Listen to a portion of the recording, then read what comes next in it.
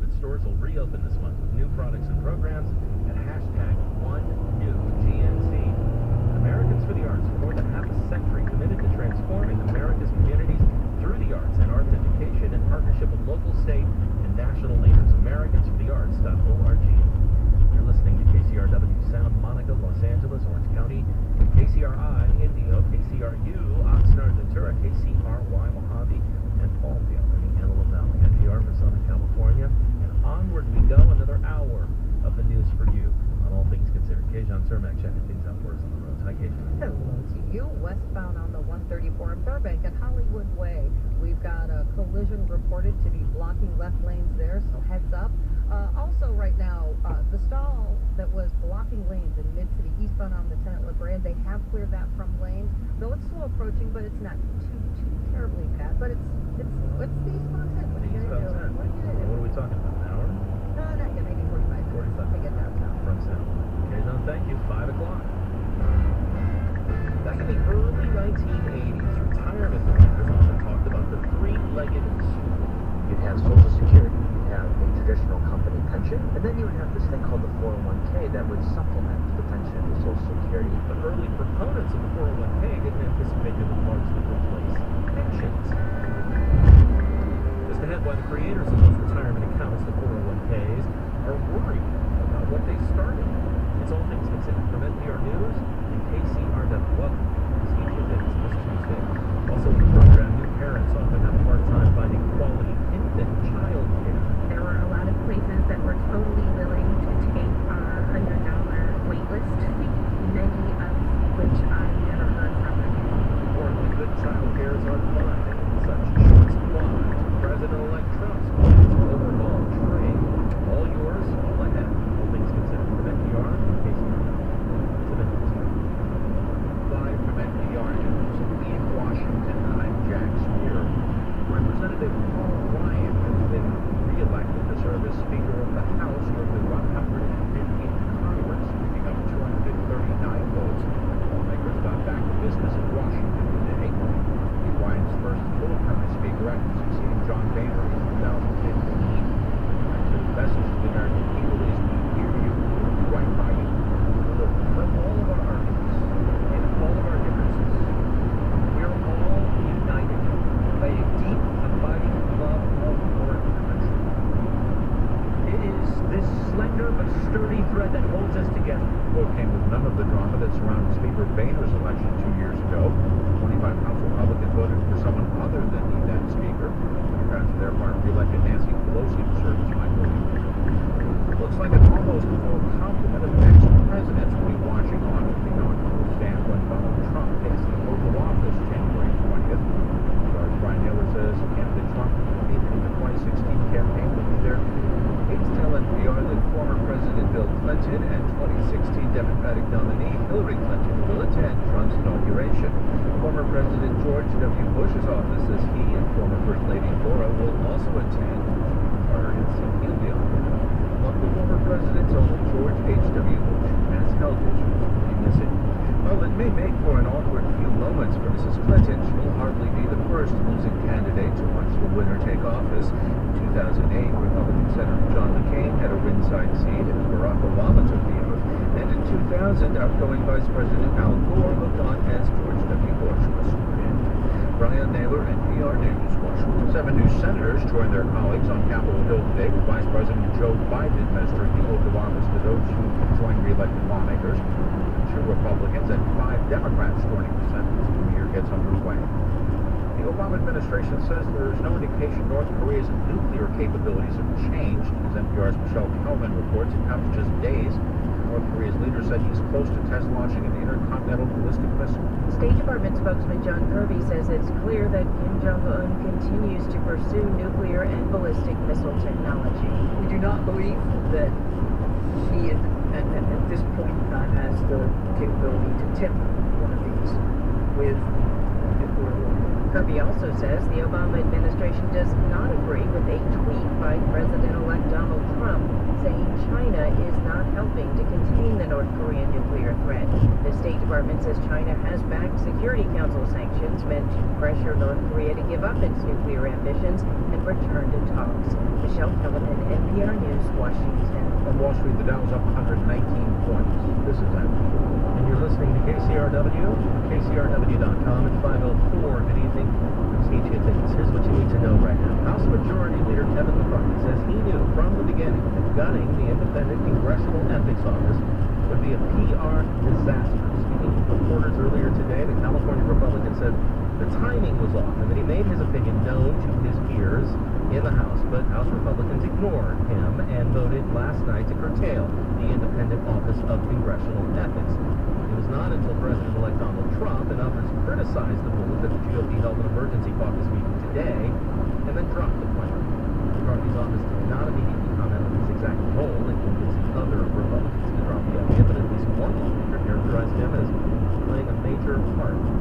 Kamala Harris is California's new junior U.S. Senator in the upper chamber of Capitol Hill after being sworn in today. Harris resigned her seat as State Attorney General, and less than an hour later, Governor Jerry Brown officially nominated his choice to succeed her, L.A. area Democratic Congressman Javier Becerra. More now from KCRW's Jerry Glazer. Becerra is the highest-ranking Latino in the House. He spent the last 24 years representing various parts of the LA area in Congress. Before that, he served 2 years in the state assembly. Becerra has a BA in economics and a law degree, both from Stanford. His mother was born in Mexico and immigrated to the U.S. after marrying his father. Immigration has been a major focus for him. But if Becerra gets the AG's job, he's also expected to take on the Trump administration when it comes to issues like fighting climate change. The State Assembly and Senate now have 90 days to decide whether to confirm his nomination. KCRW's Jerry Glazer reporting the Assembly scheduled its first hearing on Becerra's nomination a week from today. Well, police here in L.A. say they've called off their search for the prankster who altered the Hollywood sign to read Hollyweed on New Year's Eve. At this point, officers don't have much evidence to go on. Meanwhile, there are plans to hold discussions this week about how to improve security for the landmark. 506 at KCRW. Support for NPR comes from Inada, maker of the Dreamwave massage chair, Japanese crafted with shiatsu point detection and 16 pre-programmed massages at INADAUSA.com. Ready for a few showers? Hope so, because we're going to see a few showers across the area.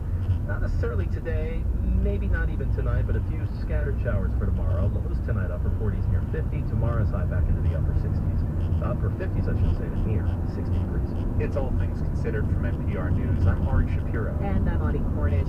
Today, the story on Capitol Hill was supposed to be about the new era of total Republican control in Washington. But before the new Congress began, there was fresh drama in the House, where party leaders were overruled, lawmakers were divided, and President-elect Donald Trump was tweeting in opposition to his own party. This all came about after House Republicans initially voted late last night to weaken an independent body that investigates ethics complaints against House lawmakers. House Speaker Paul Ryan opposed it, but a majority of House Republicans passed it anyway. Then, in less than 24 hours, Republicans were forced to reverse course and withdraw the proposal. They say they'll try again later this year. NPR congressional correspondent Susan Davis is here to explain all of this back and forth. Susan, can you hear me? Hey, Audie. So why did Republicans all of a sudden back away from this proposed ethics change? Well, they faced a sudden and swift backlash. One, they heard it from their constituents who were calling them and saying they thought this was a bad idea.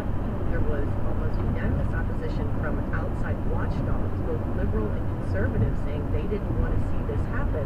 And then you had the president-elect weigh in and say, you know, while he may have some issues with the process, he thinks there is much better things Republicans should be spending their time on. So while the substance of this is still something that a lot of Republicans want to have a conversation about, and arguably some Democrats do too, the optics of doing something like this on the first day of a new Congress with an incoming president who was promised to, quote, drain the swamp, it just did not fly. And it became pretty clear by late morning that if they were going to try and pursue it, they would not have the votes for it on the floor, and that would have been pretty embarrassing for Republicans. So what was the thinking from the lawmakers who wanted to change it? I mean, you described essentially a kind of bipartisan backlash.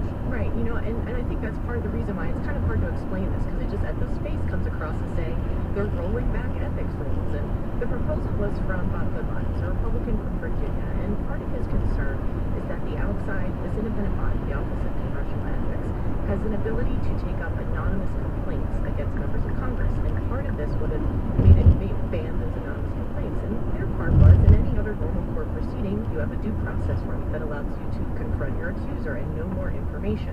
And it also sometimes can cost members a lot of legal fees to defend themselves against complaints from unknown sources.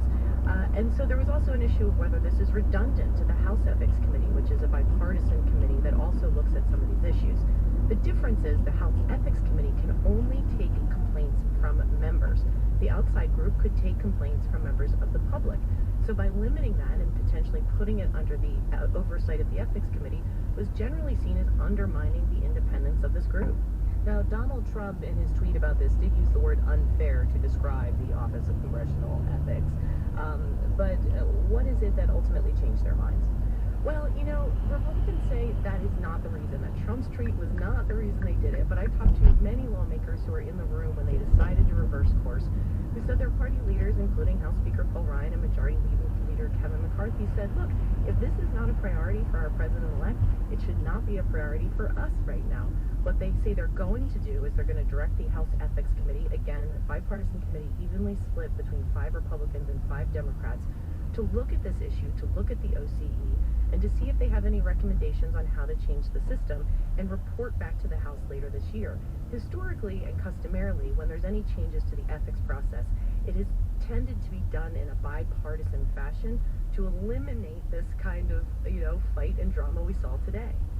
In the meantime, does this tell us anything about Republicans in Congress and Trump? Well, I think it tells us that Trump is absolutely going to be willing to criticize his own party when he sees fit, and probably on Twitter. I also talked to a lot of Republicans who said maybe this will teach some of the rank and file to put a little bit more trust into party leaders like Paul Ryan, who warn them not to do things when they're a bad idea, and maybe going down the line, they might listen to them a little bit more closely. NPR congressional correspondent Susan Davis, thanks. Thanks, Audie. President-elect Trump may face some big conflicts of interest once he takes office. To avoid them, a group that includes former politicians, ethics experts, and even contributors to the conservative website Breitbart are calling on Trump to sell off his business interests. NPR's Jim Zarroli reports.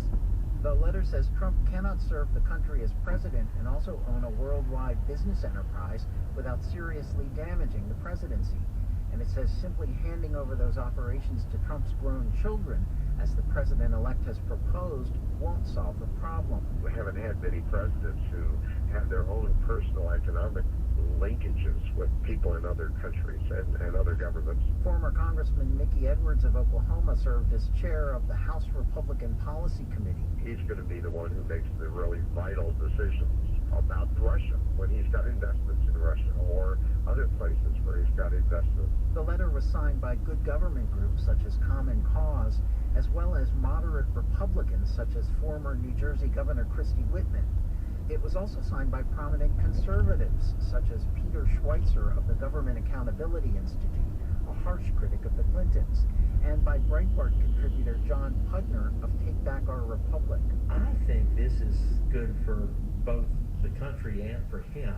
Pudner says Trump campaigned on a platform of cleaning up the swamp, and failing to deal with the conflicts of interest he faces will distract from his effort to reform Washington. If you have the presidency and people are going to question every week, well, why is he making this decision? Was there some business angle on it? I just think it undercuts so much of the reason that people did support him. The letter notes that Trump has begun to address the conflicts he faces by terminating business deals in countries such as Brazil and Azerbaijan. He's also said he wants to shut down his charitable foundation, which is being investigated by the New York Attorney General. This is a good start, the letter says, but the only way for Trump to solve the problem is by putting his businesses in a blind trust managed by someone independent. Trump so far hasn't been willing to do that, but his transition team says he may hold a press conference next week to discuss his plans. Jim Zarroli, NPR News, New York.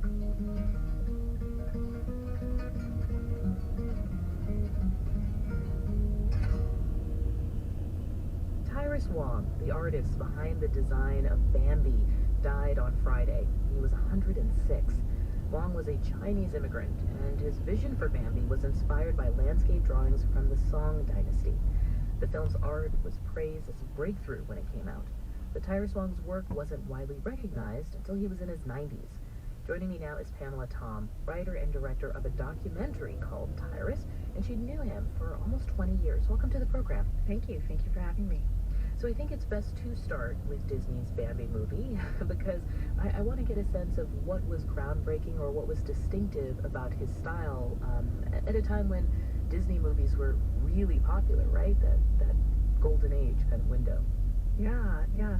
What was so distinctive about Bambi was his approach, this very spare and very poetic approach. Prior to Bambi, they had released Snow White, and if you look at the forest in Snow White, you see every detail, every twig, every leaf. Tyrus took an entirely different approach, the less is more.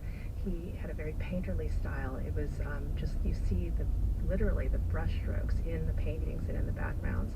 And he was just trying to evoke the feeling of the forest rather than the forest itself. And so when Walt Disney saw some of his sketches, he said, that's it, this is going to be the look. It's interesting because he was actually a pretty low-level animator there at first, right? That's correct. He had gotten married in 1938 and decided he needed a full-time job, so Disney was hiring artists, but they often hired even the most skilled and talented artists like Tyrus Wong as a lowly in-betweener. Those were people who drew the sketches in between the main drawings, and it was very tedious work. He hated it. He said his eyes felt like ping pong balls. So when he heard that Bambi was in pre-production, he went home and, he read the book and drew these little thumbnail sketches and brought them back to the studio and showed them to the art director. He also had a very interesting journey to America. As we mentioned, he's a Chinese immigrant, and he left his village when he was 9 years old. What was distinctive about that move? Well, a lot of the immigrants to America were coming during that period. There was poverty, there was drought, there was great political turmoil. So like many immigrants, even today, he and his father left for better opportunities. What was distinctive about it is that he was coming to America during the height of anti-Chinese sentiment. The Chinese Exclusion Act was in effect, which essentially barred all laborers except for a small, narrow class of Chinese, and so they came under assumed identities as the son of a merchant, and he had to memorize these details of a person he was not, and was detained at Angel Island for almost a month while being interrogated. I like to call it the original extreme vetting, but the purpose of Angel Island was to really have Chinese return back to their country, to trip them up. You're talking about an interrogation and detention. He was 10 years old when That's he right. did all this on his own. I mean, talk about Bambi. Yeah, exactly. And he never saw his mother again. And he was scared to death. He didn't know where his father was. He was the only kid in Angel Island at the time of his detention. And I think that early experience really informed his life. He became very resourceful. He was a survivor. He knew how to overcome that adversity. And you can imagine that was his first introduction to the U.S. Today, he has such a reputation among animators, many who cite him and his influence. What do you think his legacy will be? Tyrus's legacy will definitely always be connected to Bambi for having created such beauty and poetry and lyricism, the likes of which we have really never seen since then. And he continues to influence animators and artists today. Pete Docter, Ronnie Del Carmen, Ralph Eggleston, all these people still look to his work for inspiration today. That's Pamela Tom. She's the writer, director, and co-producer of the documentary Tyrus about the animator Tyrus Wong. He died on Friday at the age of 106. Pamela Tom, thanks so much. Thank you.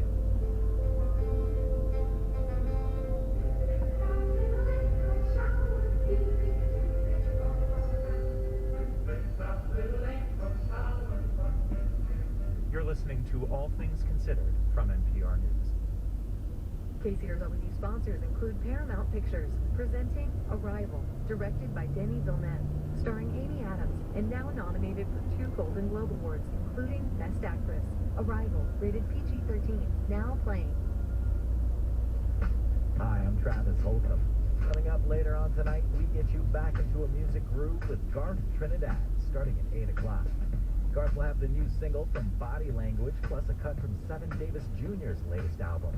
Then I'm up at 10 o'clock, music from Justice's Woman release, and a brand new track from Kingdom, featuring Sid the Kid of the Internet. It's the Sounds of Tomorrow, tonight, starting at 8 o'clock, right here on KCRW and KCRW.com. KCRW sponsors include the Netflix original animated film The Little Prince, based on the book, now reimagined in stop motion and CG animation from director Mark Osborne. For Academy consideration, Best Animated Feature, available at